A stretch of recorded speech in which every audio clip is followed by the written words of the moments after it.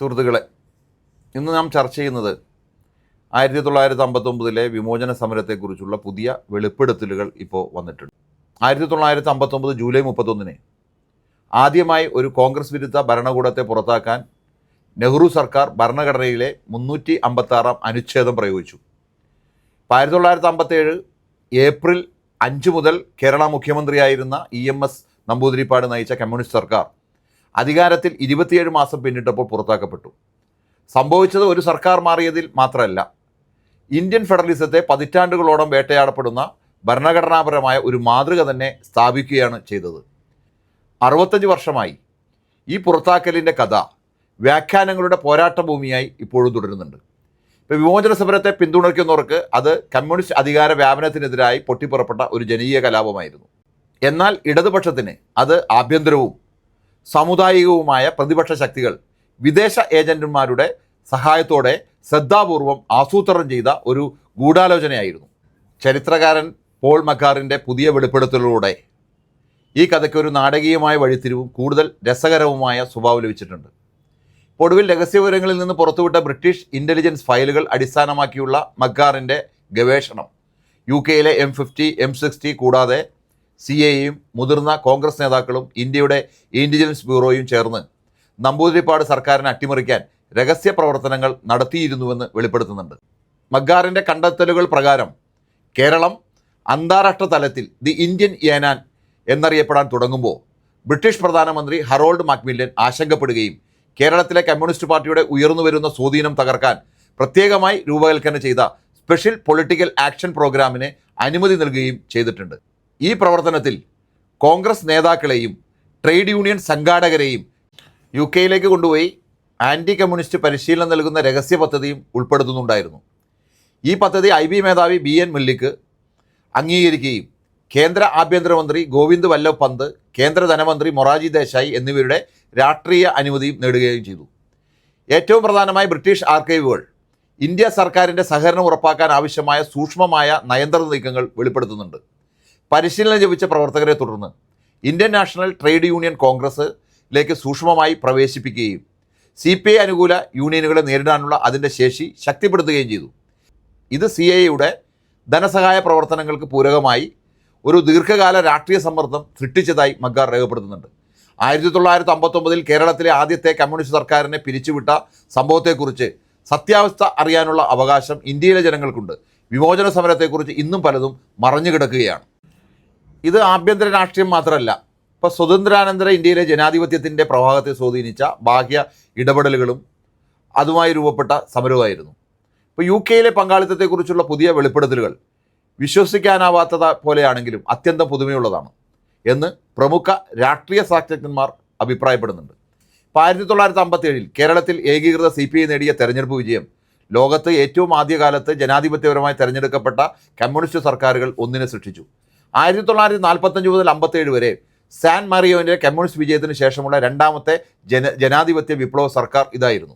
ഇപ്പം ജനാധിപത്യ മാർഗത്തിലൂടെ സോഷ്യലിസത്തിലേക്കുള്ള ഈ യാത്ര സാധാരണയായി വിപ്ലവങ്ങളിലൂടെയോ സൈനിക ഇടപെടലുകളിലൂടെയോ മാത്രമായിരുന്നു പ്രകടമാകാറുള്ളത്. എന്നാൽ ഈ ശീതയുദ്ധകാലത്ത് ആഗോളതലത്തിൽ വലിയ ചലനം ഇത് സൃഷ്ടിച്ചു. വാഷിങ്ടണിലും ലണ്ടനിലും നമ്പൂതിരിപ്പാട് സർക്കാർ അധികാരത്തിലെത്തിയ വിപ്ലവകരമായ പരിഷ്കാരങ്ങൾ നടപ്പിലാക്കി തുടങ്ങിയപ്പോൾ നയരൂപകർ ആശങ്കയോടെയാണ് നോക്കിക്കൊണ്ടിരുന്നത്. ഇപ്പോൾ കമ്മ്യൂണിസ്റ്റ് സർക്കാരിനോട് പ്രശ്നങ്ങൾ തുടങ്ങുന്നത് വാഗ്ദാന പരിഷ്കാരങ്ങൾ വിജയകരമായി നടപ്പിലാക്കി തുടങ്ങിയതോടെയാണ്. ഇപ്പോൾ 1957 കേരള വിദ്യാഭ്യാസ ബിൽ അന്നത്തെ വിദ്യാഭ്യാസ മന്ത്രി ജോസഫ് മുണ്ടശ്ശേരി മുന്നോട്ട് വച്ചത് സംസ്ഥാനത്തെ സ്കൂളുകൾക്ക് കൂടുതൽ സർക്കാർ നിയന്ത്രണം ഏർപ്പെടുത്തുന്നതായിരുന്നു. നിയമപ്രകാരം ക്രിസ്ത്യൻ ദേവാലയങ്ങളും ജാതി സംഘടനകളും നടത്തുന്ന സഹായം ലഭിക്കുന്ന സ്വകാര്യ സ്കൂളുകളിൽ അധ്യാപക നിയമനം സർക്കാർ അംഗീകരിച്ച പട്ടികകളിൽ നിന്നായിരിക്കണം. ശക്തമായ സിറിയൻ കത്തോലിക്ക സഭയ്ക്കും അതോടൊപ്പം തന്നെ നായർ സർവീസ് സൊസൈറ്റിയും പോലെയുള്ള സംഘടനകൾക്കും ഈ പരിഷ്കാരങ്ങൾ പതിറ്റാണ്ടുകളായി നിലനിർത്തിയിരുന്ന വിദ്യാഭ്യാസ പോഷണ നിയന്ത്രണത്തിന് നേരിടുന്ന ഭീഷണിയായി തോന്നി. ആയിരക്കണക്കിന് അധ്യാപകരുടെ ജീവിതവും സ്വാതന്ത്ര്യത്തെയും ബാധിക്കപ്പെടുകയും വിദ്യാഭ്യാസ സ്ഥാപനങ്ങളിൽ മത സാമുദായിക സംഘടനകളുടെ സ്വാധീനം ഗണ്യമായി കുറയുകയും ചെയ്യുമായിരുന്നു. അതിലും വിസ്ഫോടനകരമായത് റവന്യൂ മന്ത്രി KR ഗൗരിയുടെ നേതൃത്വത്തിലുള്ള കൃഷി പരിഷ്കാരങ്ങളായിരുന്നു. ദീർഘകാലത്തോളം ഭൂമി കൃഷി ചെയ്തിരുന്ന കുടിയേറ്റക്കാരായ കർഷകർക്ക് ഉടമസ്ഥാവകാശം നൽകുക, ഭൂസമ്പാദ്യത്തിന് മീതെ പരമാവധി പരിധി നിശ്ചയിക്കുക, കുടിയേറ്റക്കാരെ മനഃപൂർവ്വം പുറത്താക്കുന്നത് തടയുക എന്നിവയായിരുന്നു ഈ നിയമം ലക്ഷ്യമിട്ടിരുന്നത്. നായർ, സിറിയൻ, ക്രൈസ്തവ സമൂഹങ്ങൾ തലമുറകളായി നിയന്ത്രിച്ചിരുന്ന കേരളത്തിലെ ഗ്രാമീണ സമ്പദ് വ്യവസ്ഥയ്ക്ക് ഈ പരിഷ്കാരങ്ങൾ അംഗീകരിക്കാൻ കഴിയാത്തവയായിരുന്നു. ഈ ബില്ലുകൾ അവതരിപ്പിച്ചതോടെ തന്നെ EMS സർക്കാരിനെതിരായി പ്രതിപക്ഷം ഏകീകരിക്കപ്പെടാൻ തുടങ്ങി. സിറിയൻ കത്തോലിക്ക സഭ വിദ്യാഭ്യാസ ബില്ലിനെതിരെ വൻ വിഭവങ്ങൾ വിനിയോഗിച്ചു. സഭാ നേതാക്കൾ നിയമത്തെ മതസ്വാതന്ത്ര്യത്തിനും ന്യൂനപക്ഷ അവകാശങ്ങൾക്കും നേരെയുള്ള ആക്രമണം എന്ന നിലയിലാണ് ചിത്രീകരിച്ചത്. അതോടൊപ്പം നായർ സർവീസ് സൊസൈറ്റി നേതാവ് മന്നത്ത് പത്മനാഭന്റെ നേതൃത്വത്തിൽ ഭൂസുധാര ബില്ലിനെതിരെ സംഘടിതമായി രംഗത്തെത്തി. തെരഞ്ഞെടുപ്പിൽ പരാജയപ്പെട്ടതിന്റെ വേദനയിൽ നിന്നിരുന്ന ഇന്ത്യൻ നാഷണൽ കോൺഗ്രസ് ഉടൻ തന്നെ രാഷ്ട്രീയ ഏകോപനം നൽകി. ഇതോടെ ശക്തമായ പ്രതിപക്ഷ സഖ്യത്തിന് രൂപം ലഭിച്ചു. ആദ്യഘട്ടത്തിൽ സമാധാനപരമായിരുന്ന പ്രതിഷേധങ്ങൾ ക്രമേണ രൂക്ഷമാകാൻ തുടങ്ങി. 1959 ജൂൺ 13 അങ്കമാലിയിൽ പോലീസിന്റെ വെടിവെപ്പിൽ 7 പേർ കൊല്ലപ്പെട്ടത് നിർണായകമായി. തുടർന്ന് സംസ്ഥാനത്തുടനീളം സമാനമായ സംഭവങ്ങൾ അരങ്ങേറി. ഇതോടെ ഹിംസയും രാഷ്ട്രീയ സംഘടനാ പ്രവർത്തനവും പരസ്പരം ശക്തിപ്പെടുന്ന ഒരു ചക്രവാളം രൂപപ്പെട്ടു. ഒടുവിൽ ഇതുതന്നെയാണ് കേന്ദ്ര ഇടപെടലിന് ന്യായീകരണമായി മാറിയത്. വിദേശ ഇടപെടൽ എന്ന ചോദ്യമാണ് വിമോചന സമരത്തെക്കുറിച്ച് പണ്ഡിതപരമായ അന്വേഷണങ്ങളിൽ പതിറ്റാണ്ടുകളോളമായി ഉയർന്നത്. കോൺഗ്രസിന് CAA ധനസഹായം നൽകിയതായി നിരവധി അവസരങ്ങളിൽ രേഖപ്പെടുത്തിയിട്ടുണ്ട്. ഏറ്റവും പ്രധാനപ്പെട്ട വെളിപ്പെടുത്തലുകൾ ഡാനിയൽ പാട്രിക് മോയിനിംഗാൻ തൻ്റെ ആത്മകഥയുടെ അകത്ത് അത് പരാമർശിച്ചിട്ടുണ്ട്. കേരളത്തിലെ കമ്മ്യൂണിസ്റ്റ് സർക്കാരിനെതിരെ നടത്തിയ പ്രവർത്തനങ്ങൾ ഉൾപ്പെടെ കോൺഗ്രസ് പാർട്ടിക്ക് CAA രഹസ്യമായി പലവട്ടം പണം നൽകിയതായി അദ്ദേഹം സമ്മതിച്ചിട്ടുണ്ട്.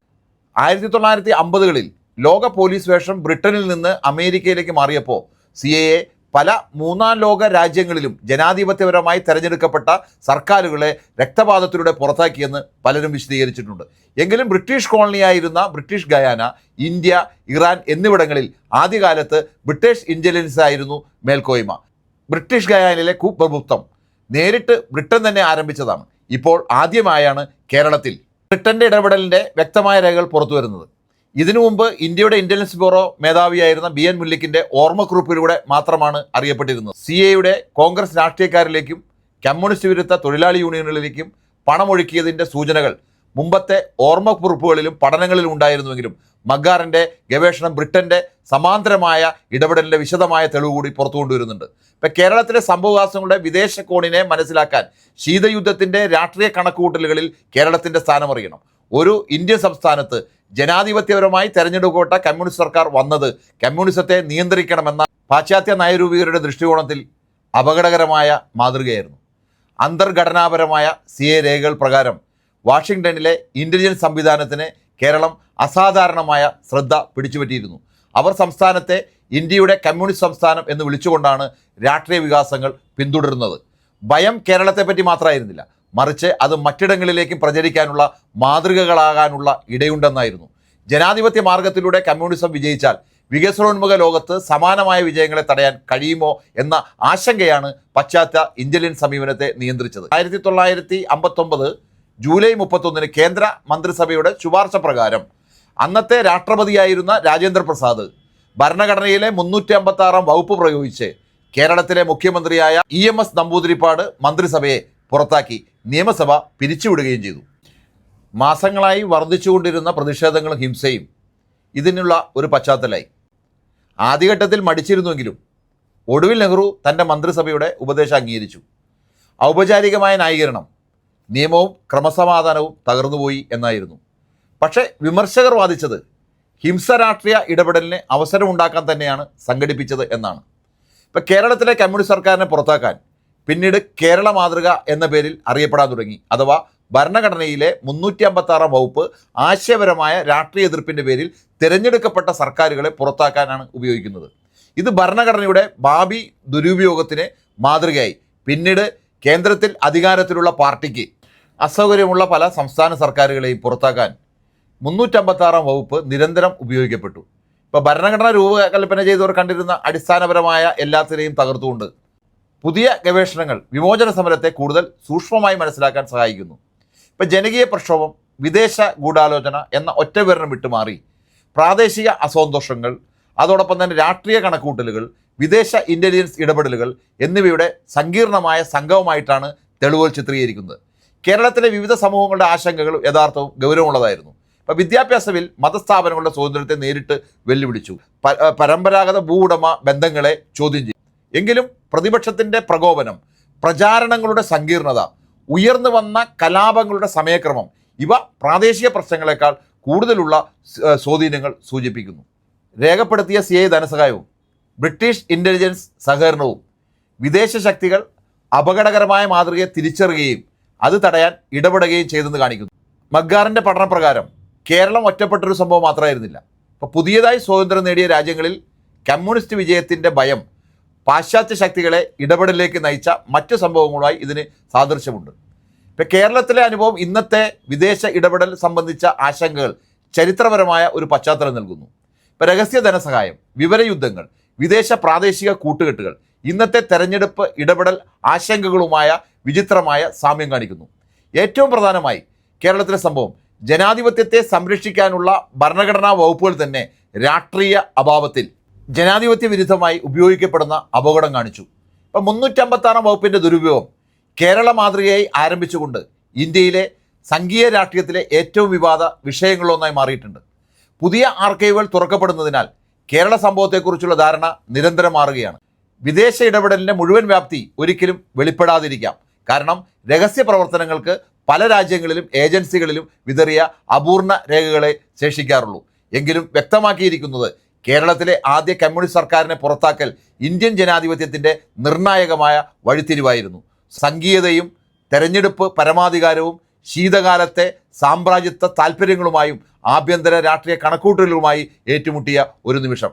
അതുകൊണ്ട് തന്നെ വിമോചന സമരം ഒരു ചരിത്ര പഠന വിഷയത്തിൽ എന്നതിലുപരി ജനാധിപത്യ സ്ഥാപനങ്ങളുടെ ദുർബലതയെക്കുറിച്ചുള്ള ഒരു മുന്നറിയിപ്പ് കൂടിയുമാണ്.